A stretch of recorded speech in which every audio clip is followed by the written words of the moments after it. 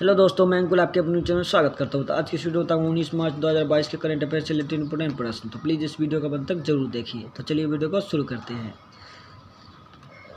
पहला प्रश्न, 14वें भारत जापान वार्षिक शिखर सम्मेलन का आयोजन कहाँ किया जाएगा? तो इसका जो राइट आंसर होगा वो होगा भारत के अंदर नई दिल्ली में इसका आयोजन किया जाएगा। इससे कुछ इंपॉर्टेंट पॉइंट्स मैं आपको बताता हूँ। भारत की तरफ से प्रधानमंत्री नरेंद्र मोदी जी और जापान की तरफ से उनके प्रधानमंत्री फोमियो किशिदा 14वें भारत जापान वार्षिक शिखर सम्मेलन में हिस्सा लेंगे। दूसरा पॉइंट, इस वार्षिक शिखर सम्मेलन में द्विपक्षीय व क्षेत्रीय मुद्दे के साथ साथ हिंद और प्रशांत महासागर की स्थिति और भावी सैन्य सहयोग पर खासतौर पर चर्चा की जाएगी। तो चलिए नेक्स्ट प्रश्न की ओर चलते हैं। दूसरा प्रश्न, sports clothing brand company Puma के नए ब्रांड एम्बेसडर कौन बने हैं? तो इसका जो राइट आंसर होगा जॉर्ज रसेल को पूमा का नया ब्रांड एम्बेसडर बनाया गया है।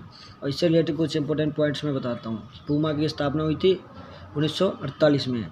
पूमा के संस्थापक हैं रडोल्फ डसलेर और इसका जो मुख्यालय है वो है जर्मनी के अंदर। तो चलिए नेक्स्ट प्रश्न की ओर चलते हैं। तीसरा प्रश्न, किस राज्य के राजस्व विभाग ने भूमि सर्वेक्षण या भूमि वितरण प्राप्त करने के लिए एक दिशांक ऐप को लॉन्च किया है? इंपोर्टेंट प्रश्न है। तो इसका राइट आंसर होगा कर्नाटक सरकार ने दिशांक ऐप को लॉन्च किया है भूमि सर्वेक्षण और भूमि वितरण प्राप्त करने के लिए। तो चलिए इससे रिलेटेड कुछ इंपॉर्टेंट पॉइंट्स मैं आपको बताता हूँ। दिशांक ऐप जो है वो कर्नाटक राज्य रिमोट सेंसिंग एप्लीकेशन सेंटर के भौगोलिक सूचना प्रणाली कार्यक्रम के तहत विकसित किया गया है। और इसका उद्देश्य क्या है? तो इसका उद्देश्य जो है वो नागरिकों को भूमि डेटाबेस में दर्ज भूमि और उसके स्वामित्व के बारे में जानकारी प्राप्त करने में सक्षम बनाना है। तो चलिए नेक्स्ट प्रश्न की ओर चलते हैं। चौथा प्रश्न, आयुध निर्माण 2022 कब मनाया गया? तो इसका जो राइट आंसर होगा वो 18 मार्च को हर वर्ष क्या होता है 18 मार्च को हर वर्ष भारतीय आयुध निर्माण दिवस मनाया जाता है। और 18 मार्च 1802 में कोसीपुर कोलकाता में भारत का सबसे पुरानी आयुध निर्माण फैक्ट्री स्थापित की गई थी, जिसके उपलक्ष्य में हर साल यह दिवस मनाया जाता है। तो चलिए नेक्स्ट प्रश्न की ओर चलते हैं।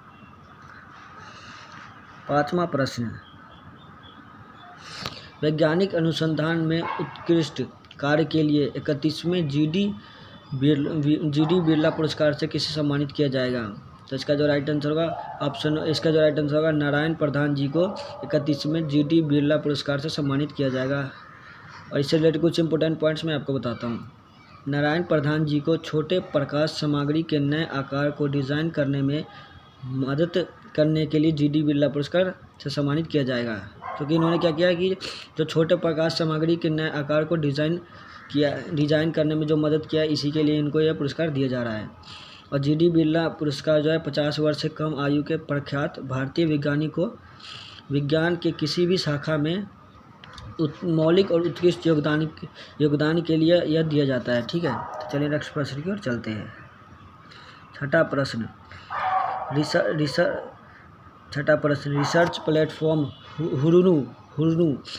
रिसर्च प्लेटफॉर्म हुरुन द्वारा जारी ग्लोबल रीच लिस्ट 2022 रिपोर्ट के अनुसार एशिया के सबसे अमीर व्यक्ति कौन बने हैं?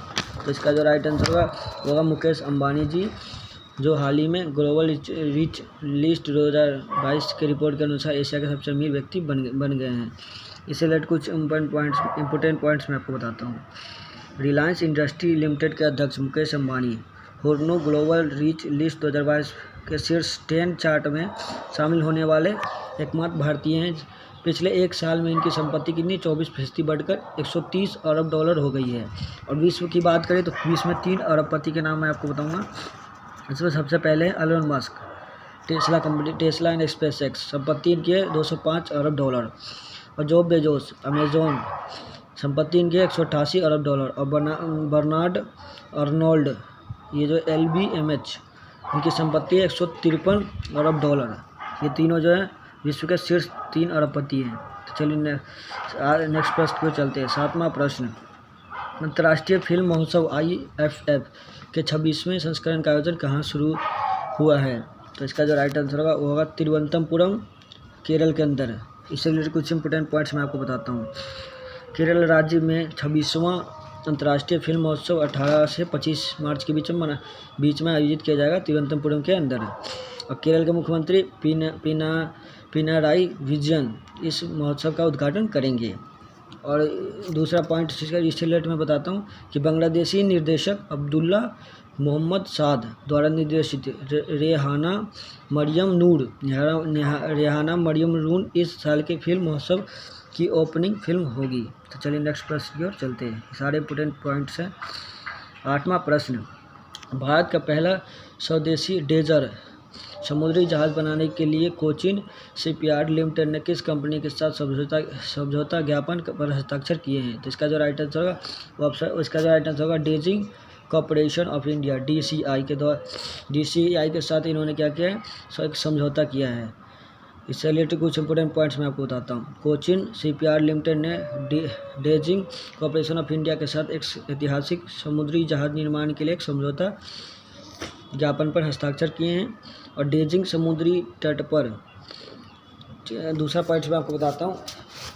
दूसरा पॉइंट है ड्रेजिंग समुद्री तट पर तलछट के जमाव को हटाने के लिए इस्तेमाल में किए जाने वाला उपकरण जो होता है उसको हम ड्रेजर बोलते हैं।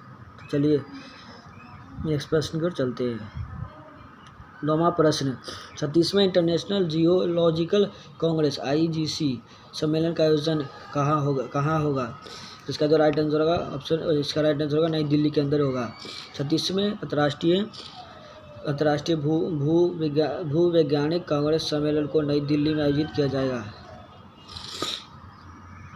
और इसके अंदर सहयोगी संस्था के रूप में केंद्रीय खनन मंत्रालय, पृथ्वी मंत्रालय, भारतीय राष्ट्रीय विज्ञान अकादमी के साथ बांग्लादेश, नेपाल, श्रीलंका की विज्ञान अकादमी भी सहयोग में हिस्सा लेगी। तो चलिए नेक्स्ट प्रश्न की ओर चलते हैं।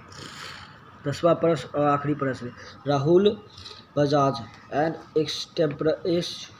एक्स्ट्राऑर्डिनरी लाइफ नामक पुस्तक किसने लिखा है? तो इसका जो राइट आंसर होगा वो गीता पीरामल जिन्होंने Rahul Bajaj and extraordinary life नामक पुस्तक लिखा है। तो अगर आपकी वीडियो अच्छी लगे तो प्लीज़ हमारे चैनल को सब्सक्राइब करें, बेल आइकन को जरूर दबाएं।